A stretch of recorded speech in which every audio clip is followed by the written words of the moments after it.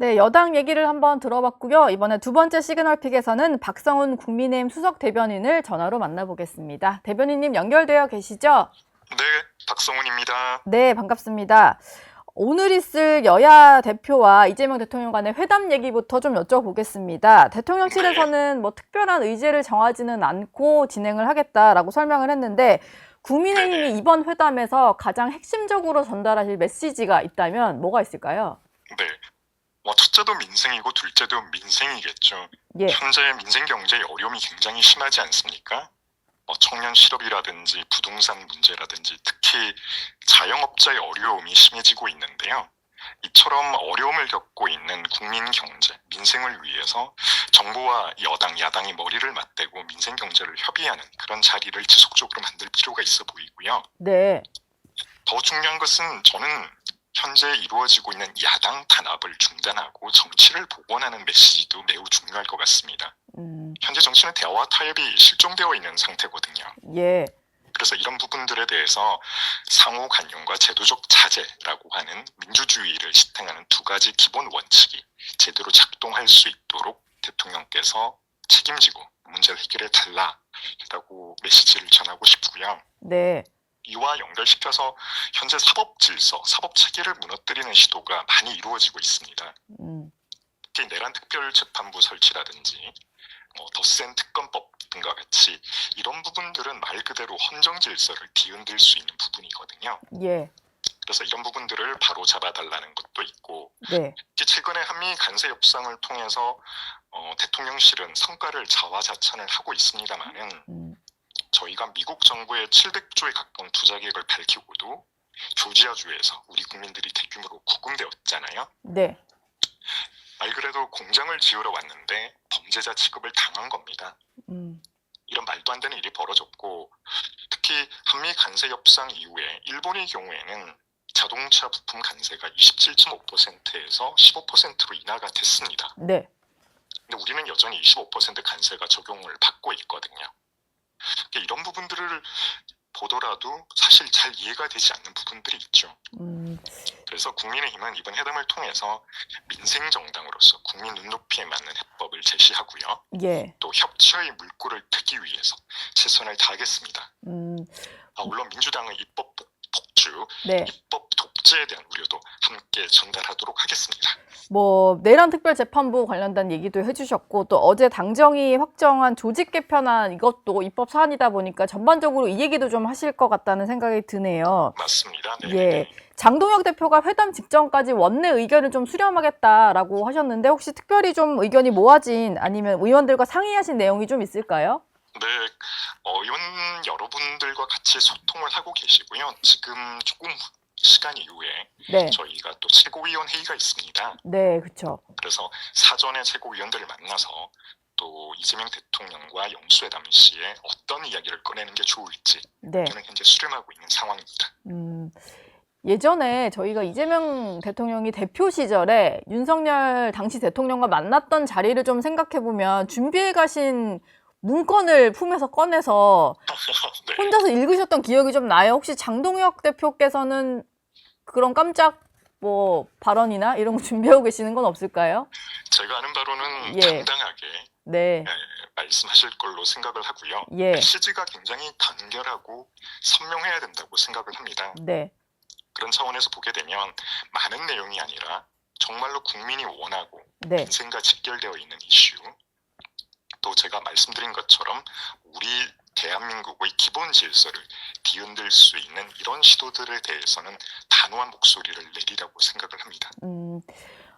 아까 말씀을 좀 주시긴 했는데 아마 오늘 회담에서도 이 얘기가 나오겠지만 이제 조지아주에 있는 현대자동차와 LG엔솔 합작 배터리 공장에서 한국인 300여 명이 체포가 되면서 이 해결을 가지고 주말 동안 내내 좀 시끄러웠잖아요. 네.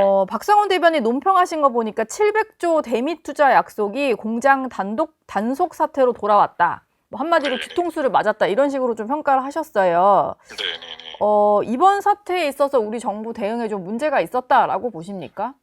네, 저는 일어나서는 안 될 일이 일어났고요. 굉장히 심각한 사안입니다. 예, 미국 유력 언론들조차 각 이 가까운 동맹 사이에서 이런 일이 일어나서는 안 된다라는 메시지를 내고 있고요. 네. 또 사전 통보조차도 없었다는 점에 대해서 지적을 하는 그런 언론들이 많이 있습니다. 예. 저희는 이러한 대규모 구금 사태가 한미 정상회담 이후 불과 11일 만에 벌어진 일이거든요. 거기다가 한국과 미국 제조업 동맹의 상징이라고 할 수 있는 조지아주에서 벌어졌습니다. 네.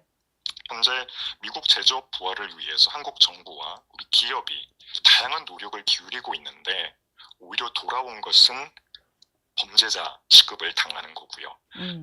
미국 역사상 단일 사업장으로는 최대 규모의 단속이라고 합니다. 네. 마치 중범죄자인 것처럼 손과 다리를 쇠사슬이나 케이블 타이로 묶어서 결박하고 호송하는 장면이 공개가 됐고요. 네. 많은 국민 여러분들께서 분노를 하셨을 거라고 생각을 합니다.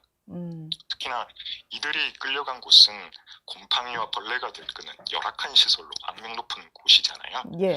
그래서 제가 볼 때 과연 대한민국의 정부가 우리 국민 보호를 위해서 어떤 실효성 있는 조치를 했는지 이 부분에 대해서 의문을 갖지 않을 수 없고요. 네.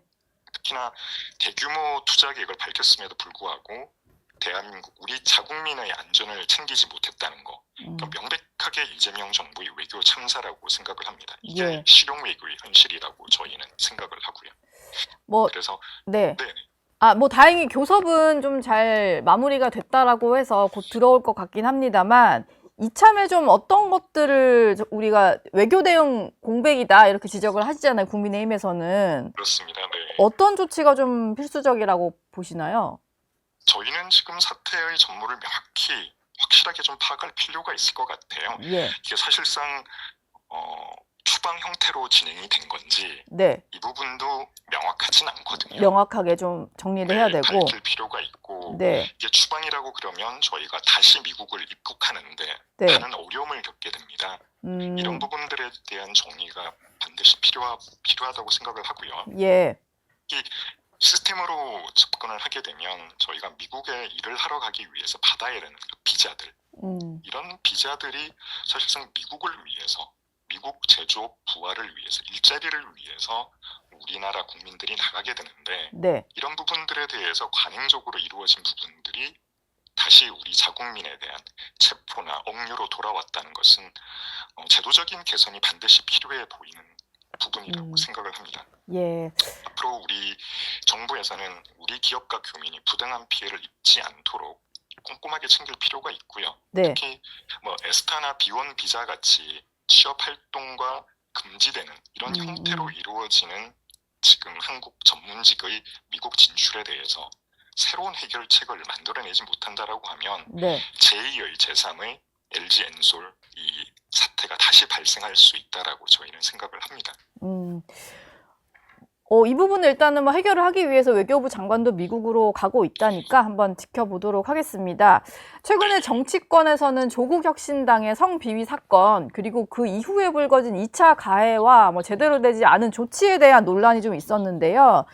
어제 좀 뒤늦게 혁신당의 지도부가 총사퇴를 했습니다. 근데 황현선 전 사무총장 같은 경우는 고통을 버티는 조 원장에게 겨눈 화살을 제게 돌려달라.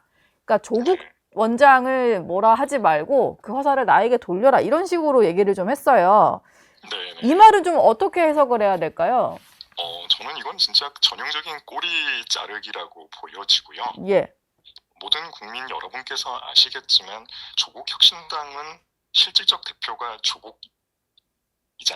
그렇죠. 이걸 모르는 분이 없는 상황입니다. 뭐 당명에도 그런 이름이 상황이죠. 들어가고. 그렇죠. 예. 네. 저희가 원하는 것은 책임 있는 사과와 반성 그리고 재발 방지책인데 이 조국 전 대표가 이런 말을 해요. 당시 내 옥중에 있었다 나는 예. 그리고 비당원이었다. 이런 식으로 이제 언급을 하면서 책임을 회피를 합니다. 네. 결국 내 책임은 없다는 말이거든요. 근데 그런 상황이라고 하더라도 충분히 책임 있는 조치를 취할 수도 있었습니다. 뭐 이번에 사면된 이후에도 얼마든지 시간이 있었으니까요. 그럼요. 예. SNS에 된장찌개 이런 거를 찍어서 올릴 시간이 있었다라고 하면 네. 분명히 피해자에 대해서 사과를 하고 재발 방지 대책을 약속하는 게 저희는 올바른 그런 수순이라고 생각을 하는 거죠. 그럼에도 불구하고 그러한 조치가 없이 무책임하게 대응을 하다 보니 2차 네. 가해가 지속적으로 반복되고 있는 네. 그런 상황이라고 생각을 합니다. 특히 문제가 되는 것은 예. 성평등을 외치고 성인지 감수성을 목소리 높여 외쳤던 이런 당에서 성비위 사건이 발생했음에도 불구하고 이거를 방조하고 피해자를 보호하지 못하고 있다. 이런 현실은 어떻게 보면 국민을 우롱하는 행위라고 생각을 합니다. 예. 사실 내로남불 이런 거 국민들이 제일 싫어하는데 그동안에 어떤 좀 주창해 왔던 것과 다른 행동을 보이니까 좀 많이 실망을 한 것 같아요. 그렇죠. 본인들이 예. 빛을 받고 생색을 낼 수 있는 부분에는 조국 대표가 전면에 나서고요. 지금처럼 문제가 되고 국민들로부터 비난을 받는 이슈에는 꼬리 자르기, 나는 모르겠다. 네. 그때 뭐 비당원이었다, 옥중에 있었다. 이런 식으로 책임을 무마하는 것은 책임 있는 정당인의 정치 자세라고 생각하진 않고요. 예. 결국 정치는 책임을 지는 자리라고 생각을 합니다. 이런 부분에 있어서 국민적인 상식과 많이 벗어나 있다고 생각을 합니다. 예. 알겠습니다. 지금까지 박성훈 국민의힘 수석대변인과 얘기 나눴습니다. 오늘 말씀 고맙습니다. 감사합니다. 저희 영상 많이 시청해 주시고요. 좋아요, 구독, 댓글, 알림 설정 꼭 부탁드리겠습니다.